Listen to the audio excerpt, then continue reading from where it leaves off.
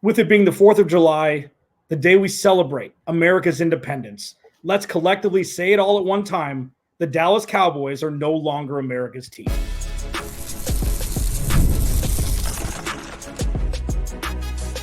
You are Locked On NFL, your daily NFL podcast. Part of the Locked On Podcast Network, your team every day. Welcome in, Locked On NFL Thursday. Alex Clancy, Locked On Cardinals. Ross Jackson, little dipsy doodle from his normal stint on Tuesdays, joining me, Locked On Saints. Thank you for making Locked On NFL your first listen, free wherever you get your podcast, and on YouTube, part of Locked On Podcast Network. Your team every day. Happy 4th of July to everyone celebrating, getting a day off, barbecuing, grilling, drinking beer or soda, whatever you choose. We are here to give you 30 minutes of jam-packed football action. Today's episode of Locked On NFL is brought to you by the Game Time app. Download the Game Time app, create an account, use code Locked On NFL for $20 off your first purchase. Terms do apply. Game Time app. There are a couple things that Ross and I share. One of which is our not disdain, but understanding that the Cowboys are no longer America's team. Before I get the thoughts of the one Ross Jackson, let's go into the time machine, Ross, quickly. In 1995, the last year, the Cowboys won the Super Bowl. The number one song in America, Coolio's Gangster's Paradise. Movies released that. The first Toy Story Die Hard with a Vengeance. Michael Jordan just came out of retirement the first time, the last time the Cowboys won a Super Bowl. And my absolute favorite, TLC's Waterfalls on MTV. Oh, yes. Video of the year. The last time the Cowboys won a Super Bowl. Ross, tell me your thoughts on why you don't think the Cowboys are America's team, and maybe have an idea of who may be. Yeah. I have a couple things that I'll add to this. When the Dallas Cowboys were originally crowned America's team, which was like 78 or something like that, the big reason that they were crowned that way was because it was actually John Vicento who did this whole intro of them going in saying that they're on national TV so much that they're all familiar faces and household names, and they're America's team. And that's kind of where the moniker of America's team came from for the Dallas Cowboys. Well, they're not that anymore. Let's just call it what it is. Now, are they still on TV a bunch? Yeah, sure. Are they still, is that star still emblematic of NFL football? Yes, I'll give that the respect that it deserves. But the household names, the familiar faces, not really any more than any other team around the NFL. The way that the NFL is, the way that social media now is, the way that media now is, and the ever expanding reach of all of those things negates this idea that you got to be on TV the most in order to be America's team. So for me, the teams that are America's teams right now are the ones that are the most exciting at this time. To me, America's team changes. And right now, Alex, one of the teams to me that has to be considered in the America's team conversation, and I know at least one person who agrees with this. There are dozens of us, I would say the Detroit Lions. The Detroit Lions are easily one of those teams for me. Matt Derry over at Locked On Lions talks about it all the time. They are right now America's team. And the other reason why, not just because the household names, not just because the familiar faces, which got aided a lot in the Hard Knock season, all the other stuff, Alex, but also, everyone likes seeing them win, except for when they're playing against your favorite team. Sure. Right. But that was always the case with the Dallas Cowboys too. But everyone loves seeing that team win right now because of the personalities, the way that they've gone about it, biting the kneecaps, all this other stuff. Dan Campbell's been awesome. To me, the Detroit Lions should be a part of that conversation.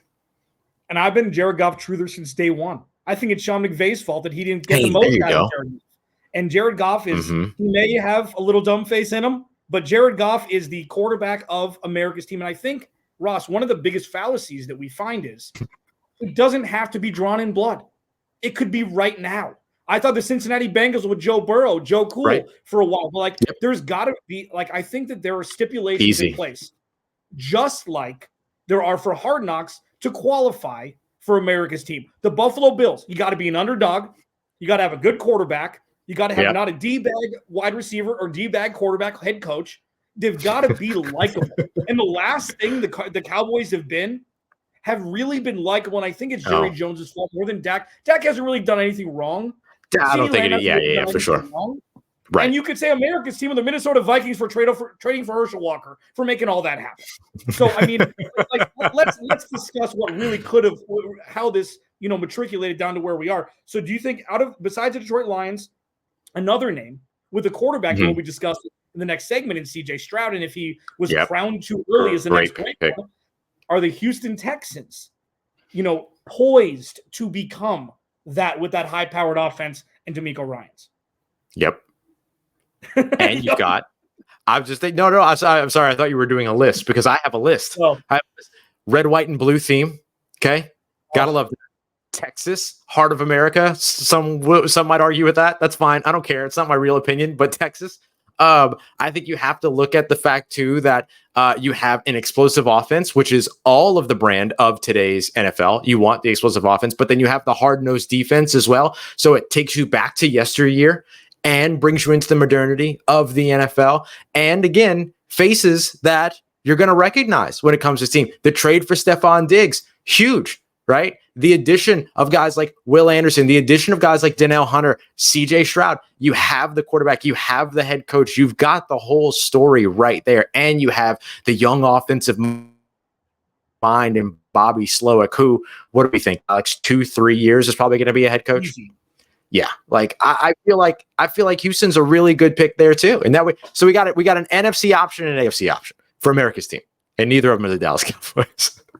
Yeah, neither of them are the Dallas Cowboys. And another thing is teams that are built organically, and I think that's something that we've seen. The Jared Goff trade for the team, not necessarily, but drafting and being smart and watching things play out the way they're supposed to, based upon the metrics coming out of college, having balanced teams, having and the thing is, like, head coaches don't need to be the smartest people in the world anymore. They need to be a leader of men. Like, the CEO quarterback gets a bad rap. Like, there are things with motivator. America's team, it's like the definition is evolving, just like it's evolving away from the Cowboys, we think, at this point. I mean, we listen. Fun. There's probably a couple others. Like, I think the 49ers, because they're built in a lab, you can't really constitute it as that. The Eagles built in a lab, can't really constitute it as that. Kansas City, right. Kansas City's got to be in there, right? Like, winning his team on TV all the time. Right. Yep. Right. Exactly. Yeah. So, like, all that makes sense. But I do think, I love the idea of what you're talking about in terms of, like, I do think there is something about America's team being the team that has that get it from the mud mentality, that went through the long rebuild, that did the traditional no fast track, trust the process kind of situation to get themselves into the national conversation from nothing. Isn't that the American dream anyway? The pick yourself up from the bootstraps or whatever. Like, isn't that what the whole idea is supposed to be anyway? Is that anybody can achieve anything? Teams like the New York Jets, or not the New York Jets. Well, I guess they could get there, but like, if a team like the New York Jets were to swing into that conversation, they could be a part of that conversation. But teams like the Detroit Lions that went through the full rebuild, went through the full process. The Houston Texans went through the rebuild, through the process. Cincy, who you mentioned earlier, Buffalo, who you mentioned earlier, like all these teams that went for a long time, not achieving anything, not being able to achieve anything, or just figuring their way in. I feel like a couple of years ago, or a few years ago now, we could have said the Jacksonville Jaguars for a season. Remember that year, right? The Blake Bortles, Jason Mendoza season. Yeah, absolutely. Like, for me, like, those are all the other things that I think have to qualify or help you qualify big time for that conversation. Ross Jackson, Alex Clancy, Locked On NFL Thursday. CJ Stroud put up good numbers against not so great teams last year. Does that put him in a category of being crowned too early as the next great quarterback? Yes, that's next. Locked On NFL Thursday. This episode of Locked On NFL is brought to you by the Game Time app. Game Time is an authorized ticket marketplace of Major League Baseball, which means getting tickets is faster and easier than ever. The tickets price goes down closer to the event starting. There's so many things that Game Time is great at. First of all, if you haven't downloaded the app, just do it. Like, the usability of the app, super clean, super simple to use. They've got different kinds of deals, like last minute deals, like I just mentioned, flash deals, zone deals, all in pricing, so you know exactly what you're going to get with one sticker price. My favorite is seat views. Okay, so say you normally sit right behind home plate, and you want to go and you're going to the Yankees game. You're going to see a Diamondbacks game at Chase Field in Phoenix, and you want to potentially catch a home run because Aaron Judge is in town. and you want to see what the seats are going to look like in left field, you can click on the tickets before you buy them and get the vantage point of what you're going to see when you get to the stadium eating your hot dogs and peanuts. That's all for the Game Time app. It takes the guesswork out of buying tickets for Major League Baseball. Download the Game Time app, create an account. Use code LOCKEDONNFL for $20 off your first purchase. Terms do apply. Again, create an account. Redeem code LOCKEDONNFL for $20 off. Download Game Time today. Last minute tickets. Lowest price. Guaranteed. CJ Stroud is going to split the room here between Ross Jackson and myself on Locked On NFL. Oh, yeah. Hey, thank you for making Locked On NFL your first listen, free wherever you get your podcast and on YouTube, part of Locked On Podcast Network. Your team every day. Are you watching Fox Sports or ESPN on your TV all day? Have to turn down the volume with all the shouting? Make the switch to Locked On Sports today. It's a free 24/7 streaming channel program for you every day to bring you the biggest stories without all the screaming. Locked On Sports today brings you can't miss analysis, opinions, and news, streaming 24/7 on YouTube or the free Amazon Fire TV channels app, part of the Locked On Podcast Network. Your team every day. Ross, the Houston Texans played a grab bag of teams in 2023. Okay, I understand that you get training wheels in some respect regarding criticism when you're a rookie quarterback thrust into a position that has been marred by dysfunction since the Deshaun Watson days, Bill O'Brien, and everything in between. Mm-hmm. I still think, in my heart of hearts, that you got to do it more than once before you're coined a top 10 quarterback. Now, he's lovable, 23 touchdowns, 5 interceptions, over 4,000 yards, won a playoff game against Joe Flacco and the Browns. He ushered in a new regime in Houston. Lovable. Maybe America's team, check back. Hey. But I still think that you got to play a little bit longer than he only played 15 games last year due to injury before you get crowned. What say you? I disagree. I think if you come out and you come right out of the gate and you are somebody that not only elevates the expectations of a fan base, but elevates the expectations of a national fan base of football without having those quote unquote household names. Remember who he's throwing to. Tank Dell, great, love him, but was not a proven commodity coming into the league. Nico Collins, great, love him. Again, was not a proven commodity coming into 2023. To make that passing game work and to be able to orchestrate and control that passing game coming in from that Shanahan system was offensive coordinator and play caller Bobby Slowick. You have to be a guy that's got top 10 talent. Michelle Majuk, when she did her top 10 or top 20 quarterbacks list, CJ Stroud, number 8. You know where he finished in passing yards last year, Alex? Number 8. He's a top 10 quarterback. I don't think it's too early to say that. I don't need to see it again, because if I don't see it again, I'll change my mind later. But for right now, going into this year, the expectation is that he's a top 10 quarterback going into 2024 until he proves otherwise. Yeah, and I think the unfairness of that is everybody's going to expect that. If he does hit that sophomore slump, they're going to be like, oh, maybe we're wrong completely and maybe he's bad, which is the polarization of, everything that we discuss nowadays. Let me just run this down for you, Ross Jackson of Locked On. All right. Saints. He had wins against Jacksonville, Pittsburgh, New Orleans, Tampa Bay, Cincinnati without Joe Burrow, I believe, Arizona, Denver, Tennessee, and Indianapolis. Not necessarily your murderer's row of teams that he beat when he was on the field his rookie season. Now, I will say, can we just hold hands across America and say, what the hell was Carolina doing, thinking that Bryce Young was the choice? Can we do that really quickly? I know. Come on. This couldn't have been any easier. Year, what are we doing here, guys?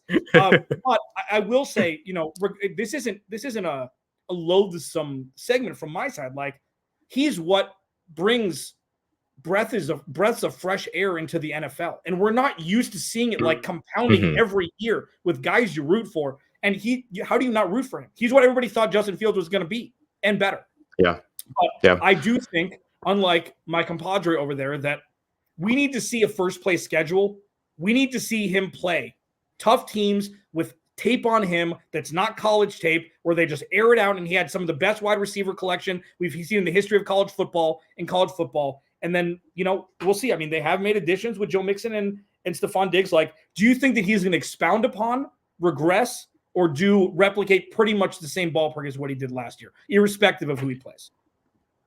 Oh, I think regardless of who he plays, I think he now has even more, right? And so for him to be able to For him to be able to elevate the talent that did surround him last year and then now walk in with some more proven talent, Joe Mixon, in addition, as you mentioned, Stephon Diggs, as we mentioned earlier in the show as well. Like, to have that, to me, that is an opportunity for him to even expand upon what it is that he did do last year. I'm not going to hold against anybody who they beat. That doesn't feel like something that I want to do. I mean, look, Josh Allen and the Buffalo Bills last year beat the Commanders. They beat the Raiders. They beat the Jets. They beat the Cowboys. They beat the Dolphins. They beat the Buccaneers, the Patriots, the Giants. You see what I'm getting at here, right? So, like, you can do that with any quarterback. And I will say, Josh Allen and them, they did beat the Kansas City Chiefs as well, the one time that they played. But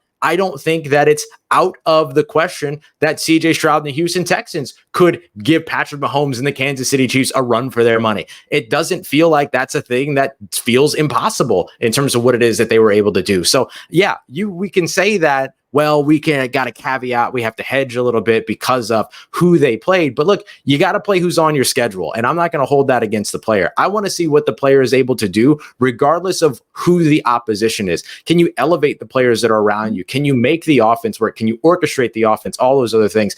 Those are the things to me. Can you deliver a ball accurately and with anticipation? Do you understand how to throw to a spot in order to maximize the yards after catchability? These are all things that CJ Stroud does and does extremely well. To me, that's what makes a top 10 quarterback, not who's lining up on the opposite side of him. And I will say too, Alex, I might be a little bit biased here because I watched him in person rattle off against the New Orleans Saints in Houston. And so maybe I'm just remembering that over and over and over again. But he even threw his first career interception in that very game to linebacker Zach Bond, who would turn around and fumble it right back to the Houston Texans. So it worked out great for them.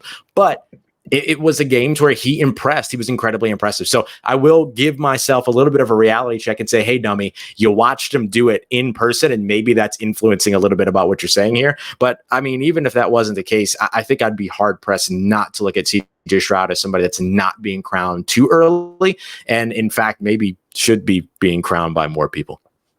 Yeah, maybe he's the second best quarterback in the NFL already, if that's the case. I mean, like, because there's no the second tier is fluid. There's one tier with one player, and then there's everybody else who can't beat the one guy on top tier. So the last person that we saw do it as the one person we saw do it as effortless is Patrick Mahomes. We haven't seen that year one of starting. CJ Stroud's the guy. Since him, yeah. But I will say that, like, tier 2, like, there's still a separation between tier 2 and tier 3. And so you can still be at the bottom of tier 2 and still be top 10 versus it's not like you got to be outside the top 10 or the second best. There's still 9 more spots in there that you can be, right? And so I wouldn't say necessarily that just because we're showing some love for him, or excuse me, just because I'm showing some love for him, that he's got to be the second best quarterback in the NFL. We can pump the brakes a little bit here. There's a difference. I'm trying to go 65 on a freeway. All right. I'm not trying to go 100. I'm just trying to do the speed limit here, man. That's all I'm trying to do. I'm doing a little bit 67. All right. I'm not going to get pulled over. I'm not going to get a ticket. You know what I mean? But I'm not abiding by your rules either. Saved from a ticket. Yeah. No, I mean, I think that the glory days of Tom Brady, and then there's Drew Brees and Aaron Rodgers, and then there's Phil Williams and Ben Roethlisberger. It was a lot more defined back then. And now it's kind of like, who can beat Patrick Mahomes? You're just all in a room together. Because you can't. Like, who hasn't, and then that's fair. That's fair. And that's, I think, the fluidity with that. And I kind of said it tongue in cheek. Like, I'll tell you what, if he replicates, and if he does one other thing that very few have done on the list that you mentioned for this year, makes Stephon Diggs happy, I feel like he's going to be crowned as, like, okay, and I'll swallow my words. I hope he does. I just think it's too. Of course, yeah. I don't think it's something not going to happen. You're saying he needs another year to prove it. I'm saying he needs another year to show that he deserves it. So it's effectively the same thing, but yeah, to solidify it. And so I'm just a little bit, like I said, you're going 65. I'm going 67. That's all this is. Whoa, slow down, Ross Jackson. Locked on NFL Thursday. Thank you for making Locked on NFL your first edition. Ross and I never get to do these together, so As long as we keep it in the time frame, that's pretty much all that's necessary, and the rest is just we'll see what happens. The most impactful rookies for 2024. CJ Stroud would have been atop this list in 2023. I've got some names on some home cooking coming up. I'm excited to hear what Ross has to say, what he thinks the rookies that will most impact their team in 2024. We'll discuss that on the other side.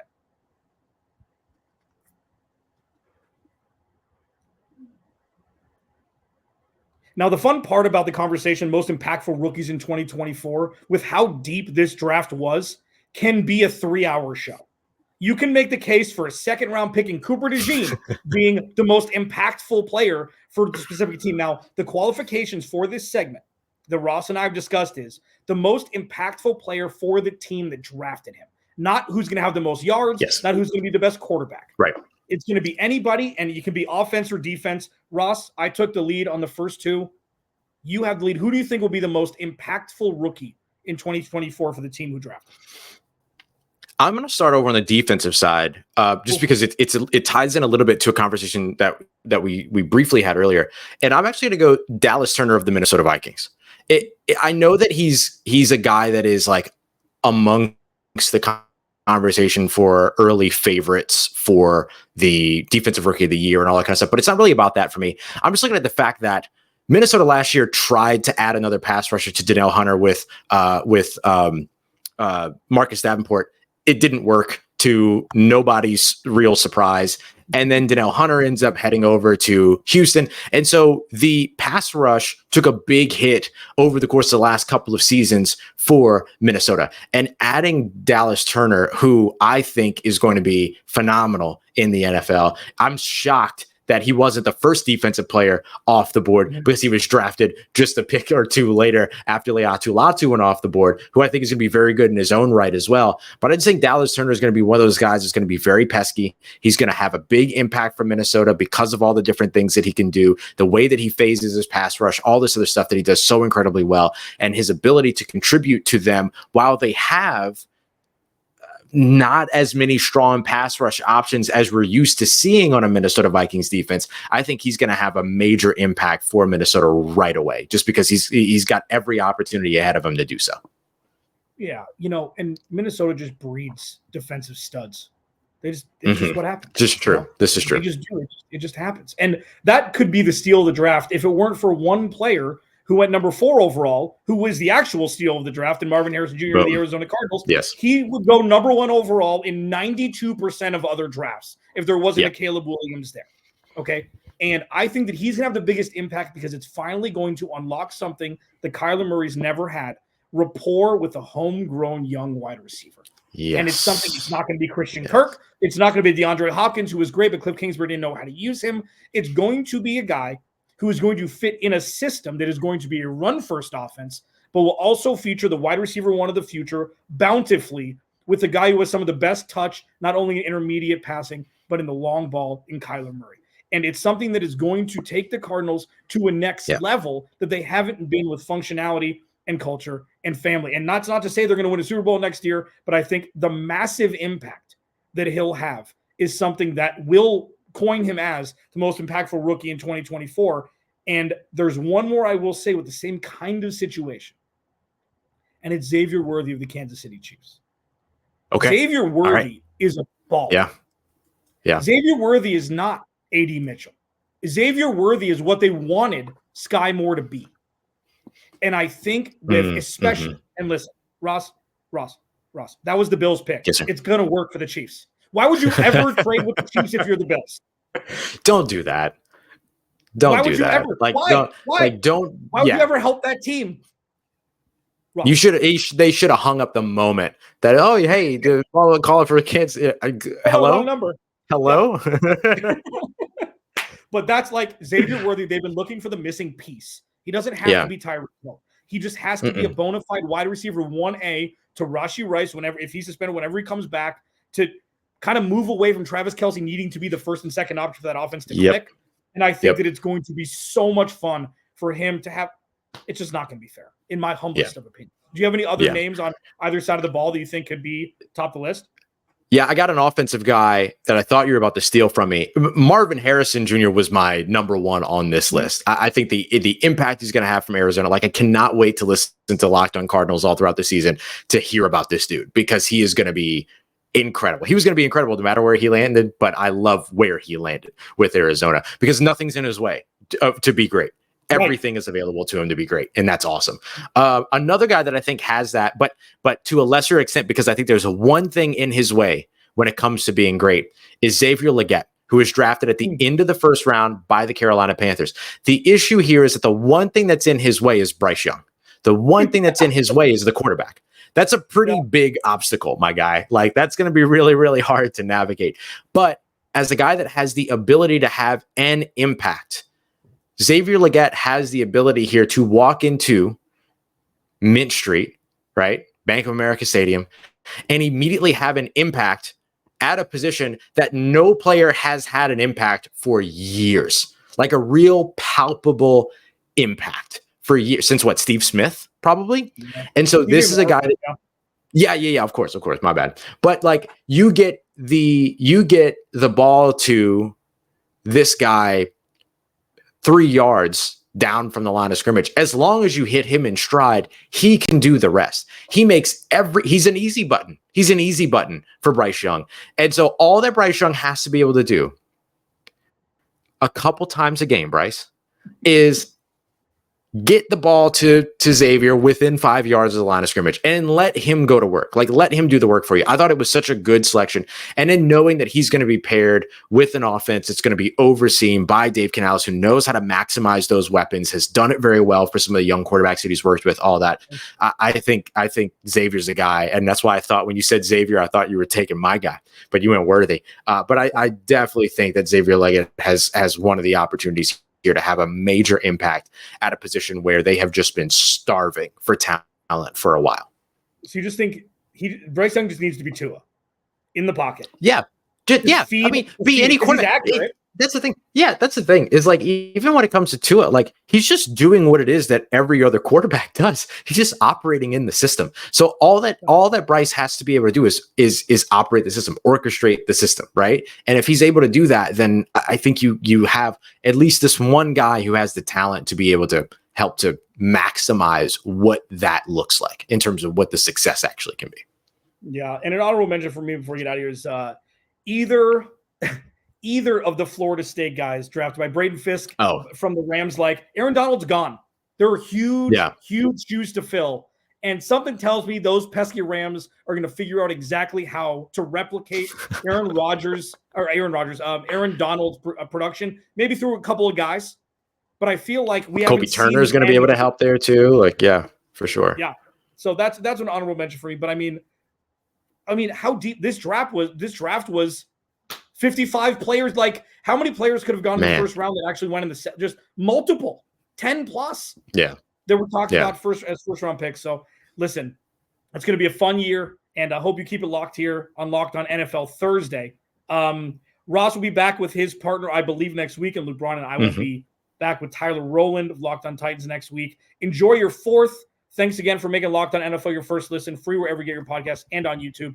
Remember, Locked On has launched the first ever national sports 24/7 streaming channel on YouTube, and now it's available on Amazon Fire TV and the free Fire TV channels app. Locked On Sports Today is here for you 24/7, covering the top sports stories of the day with the local experts of Locked On, plus our national shows like this covering every league. Find Locked On Sports Today now available on the free Fire TV channels app. Until next week, for Ross Jackson and Alex Clancy, have a great fourth.